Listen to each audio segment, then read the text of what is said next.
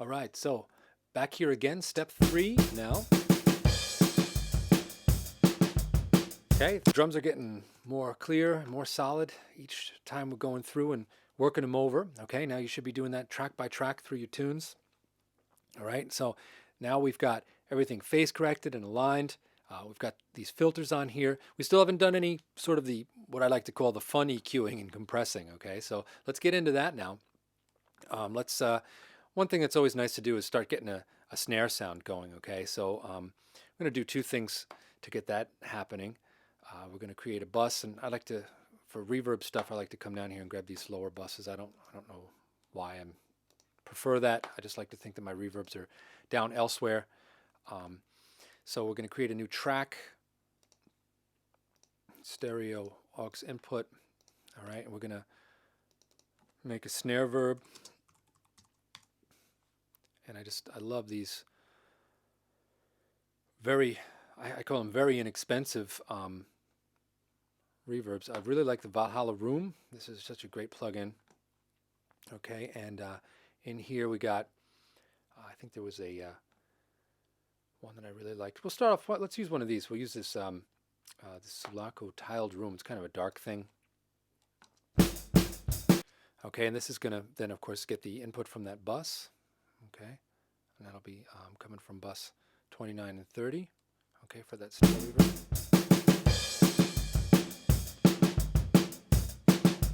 Okay, maybe that's not quite floating my boat here.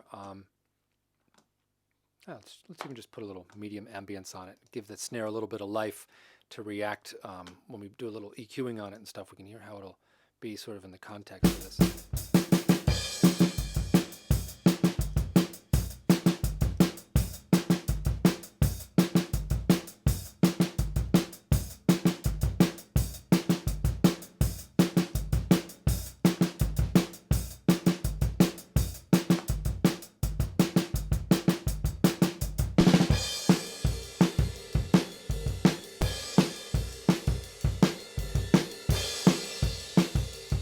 Okay, that's not a bad starting point. All right, so now we're going to get in on this snare, and the first thing, I want to adjust this snare sound. Okay, now we're going to get into some of these plugins that don't necessarily come stock with Pro Tools, but really, I just can't see how you could not get this EQ plugin here for I think $69 from PSP. It's just fantastic. Again, okay, here we would have had a filter. We could have done the same thing here instead of using this clean sweep plugin, but that's all right. What we're going to do is we're going to boost and cut at the same frequency here on this snare.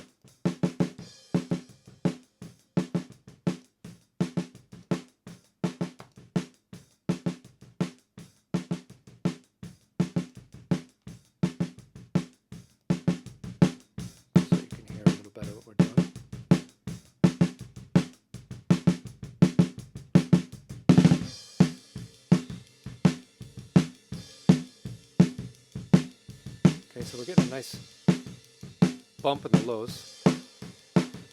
You notice that? Okay, and by boosting and cutting with these Pultecs at the same frequency, you wind up getting a nice lower mid-range dip as well. Yeah, so that's already sounding a lot better. Okay, and then I'm going to snare, maybe a nice wide boost. About around 5K. Okay, you hear that hi-hat ticking away there. You can even attenuate a little of that.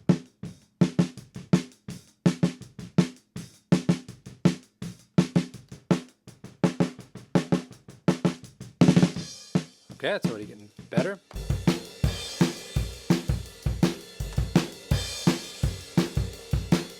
Okay, and the next thing I like to do with the snare is start to give it a nice smack to it, and the Massey CT4 is really great for that. You could go with the 1176 plugin or something. These are just happen to be some of my favorites here. Oops. Being mean to Pro Tools. I know I'm working in a very very low latency, low everything right now. It might start being a pain. All right. Okay, I like to get it with the Massey one. I tend to like to get about 6 dB of compression going.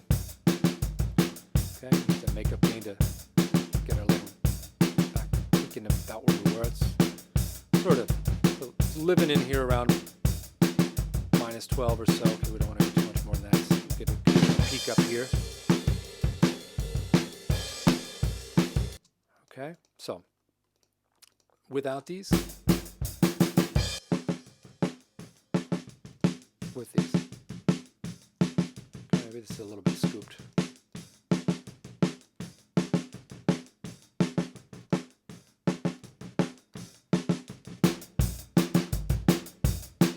Okay, getting pretty cool. Okay, now one thing that I really want to focus on here. Okay, when it came down to it for the final mixes, I found the drums to be pretty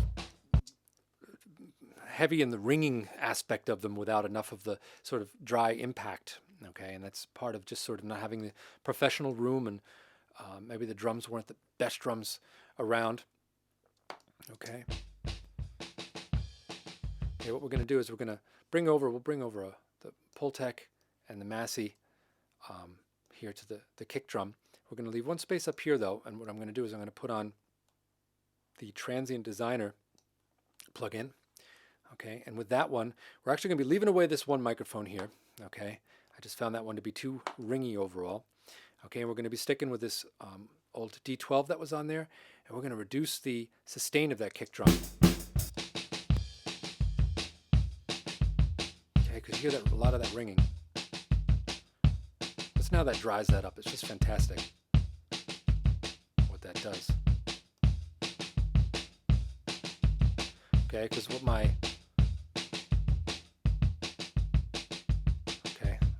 nice and tight. Okay. Okay, what my subwoofers were telling me was that low ringing on the drums was just way too heavy. Okay. What I'm going to do with the kick drum is take a pretty sharp boost at around 3.5K. All right, that's what I found to be a pretty good frequency for this one. Okay, we got a nice little bit more impact added to it there, okay? And we're also going to, on this one, we're going to roll off a lot above that. It's kind of a dull sounding kick drum, and we're actually going to create another track for that, a sample to go along with that to layer it in there to get a little bit more of those highs without that snare drum, because you can hear there's a lot of snare bleed in there.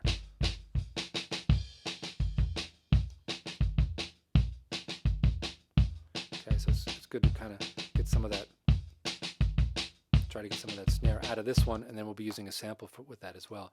Okay, with the Massey, I think I also forgot on the snare, like a little faster release. Listen to that again.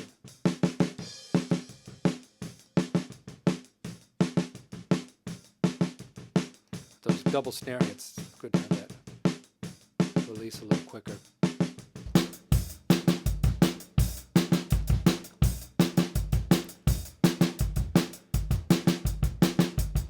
Okay, I already pulled this setting over here because I'm doing a similar thing with the kick drum. Is we're going to boost and cut at the same frequency here.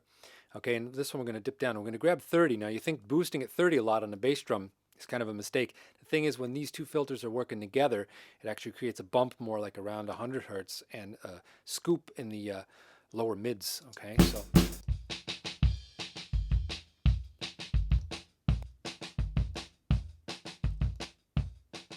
Okay.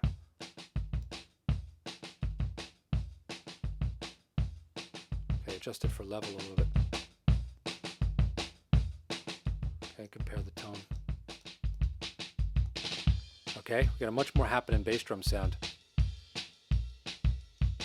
Okay, we need to make up quite a bit of gain on that. Okay, so now back in context.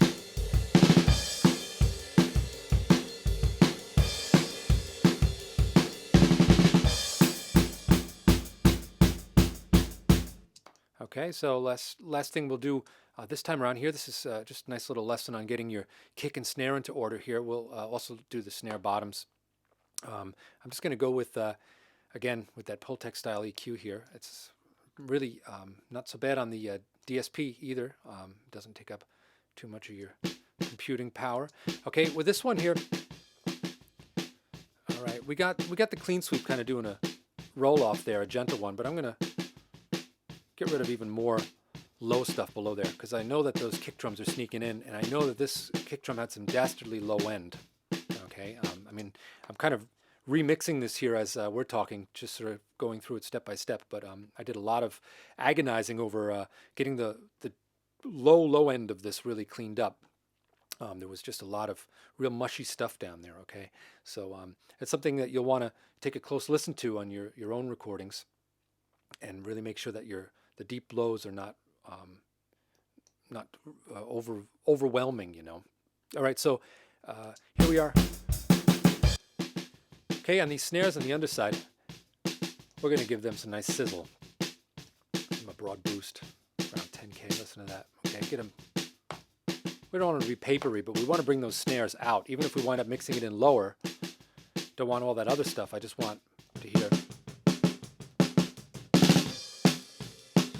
Okay, this becomes then the crispness of the snare that you can balance in as you like.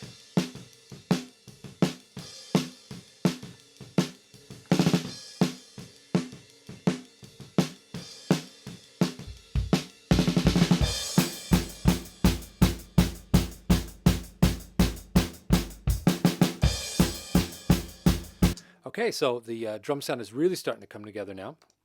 Okay, and then what I'm going to do is the next one we'll go take a look at take a listen and look at what was actually going on then with all the other elements in the mix. Okay, a lot of times, you know, you wouldn't really be treating the drums like an island here. Okay, you want to be getting the bass vibed in and this and that, but you know, that's a lot of sort of back and forth, and this is a great starting point for drums.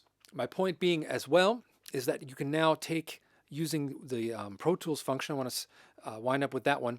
You're going to go into another session, okay? And when you're in that session, if you want to get this drum sound in there, okay, you're going to go with import session data, okay? Then you're going to choose the session that you want to import from. In that case, you're going to find this one, and then tell it to take these tracks. Don't take the audio. Make sure that in there, let me just do a little example. I've made this mistake too many times when I was doing this. It's just really annoying. You can undo it, but all right, when you do this, make sure you're not taking all track data, okay? I can't believe the default setting is to import all, because quite often you're going to be taking from another session. What I do is either deselect things like alternate playlists and the region data and the automation. I hate taking by accident even in the automation from another song. It's really a pain. Okay. All right. And what you want to do then is leave, you know, these input assignments and all this other good stuff that you've worked to build up here. Okay. We're going to cancel this now, but you're going to take that. You're going to get your plugins here that you set up. You did some of these filter settings. Now, of course, granted, if you got 10 or 15 songs that were recorded with the same drum setup, then that's the way to do it, okay? If you've got different drums recorded in different rooms, you're going to need to work over them one by one. But this is a good way of kind of accomplishing that a lot quicker.